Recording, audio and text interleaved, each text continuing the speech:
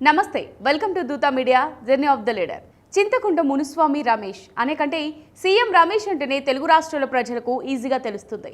టీడీపీకి అత్యంత విధేయుడిగా ఉంటూ రాష్ట్ర రాజకీయాల్లో కీలక పాత్ర పోషించిన ఆయన వరుసగా 2 పర్యాయాలు రాజ్యసభ ఎంపీగా సేవలందించారు.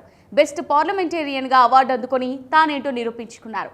2019లో ఏపీలో జరిగిన రాజకీయ సమీకరణాలతో టీడీపీని వీడిన ఆయన తర్వాత బీజేపీలో చేరారు. ఇప్పటి వరకు రాజ్యసభ సభ్యుడిగా నెట్టుకొచ్చిన సీఎం మరోసారి ఎంపీ అవ్వాలని ఆశపడుతున్నారు. దీనిలో భాగంగానే కూటమి తరపున అనకాపల్లి లోక్సభ నియోజకవర్గం నుంచి బరిలో దిగిన సీఎం రమేష్ గురించి నేటి జర్నీ ఆఫ్ ద లీడర్లో తెలుసుకుందాం.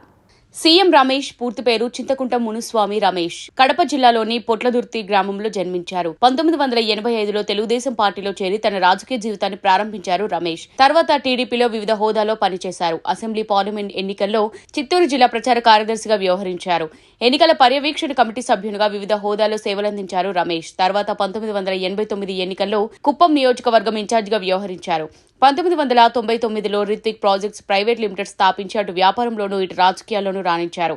ఇదే సమయంలో రమేష్ సేవలు గుర్తించిన టీడీపీ 2012లో రాజ్యసభ సభ్యుడిగా ఏపీ నుంచి నామినేట్ చేసింది. రమేష్ ఉత్తమ పార్లమెంటేరియన్ గా అవార్డు కూడా అందుకున్నారు. 2015లో రియల్ ఎస్టేట్ నియంత్రణ, అభివృద్ధి బిల్లు, గనులు, ఖనిజాల సవరణ బిల్లులపై రాజ్యసభ ఎంపిక కమిటీ సభ్యుడిగా 2016లో రాజ్యాంగ బిల్లుకు సంబంధించి రాజ్యసభ సెలెక్ట్ కమిటీ సభ్యుడిగా వ్యవహరించారు. అలాగే 2017లో మోటార్ వాహనాల సవరణ బిల్లు విషయంలో రాజ్యసభ సెలెక్ట్ కమిటీ సభ్యుడిగా ఉంటూ సేవలందించారు.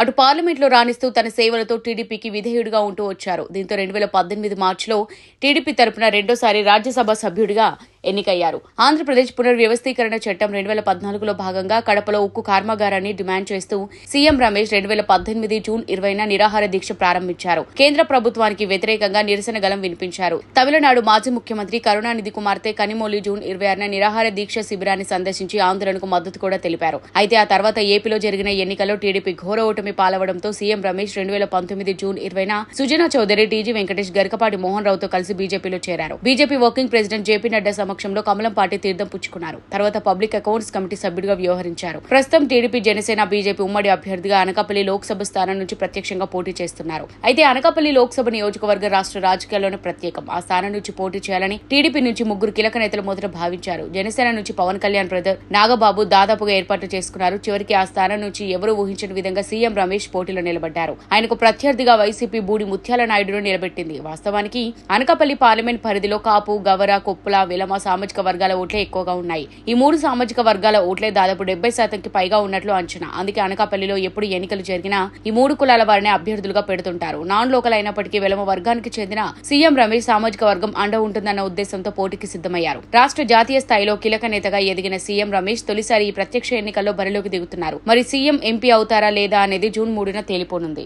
ఇది వాళ్ళ జర్నీ ఆఫ్ ద లీడర్. మరో లీడర్ ప్రస్థానంతో మళ్ళీ కలుద్దాం. Keep watching Dootha media.